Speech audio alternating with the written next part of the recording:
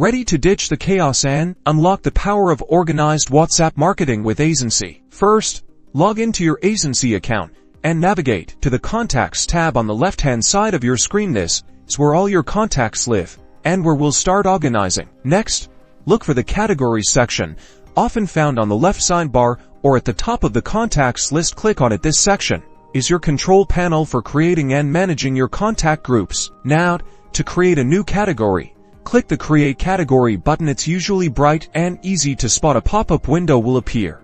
In the pop-up window, give your category a descriptive name like VIP customers, new leads, or event attendees. Then, add a brief description to help you remember the purpose of this category later on. Once you're happy with the name and description, click Save or Create. You'll now see your newly created category listed in the Categories section. After creating the category, go back to your contact list. To assign contacts to a category, select the contact or contacts you want to add. You can do this by checking the box next to their names. A menu option will appear. Select Add to Category. Finally, you can filter your contact list by category. When sending out new WhatsApp campaigns, this will send highly specific information to customers and increase sales. And that's it.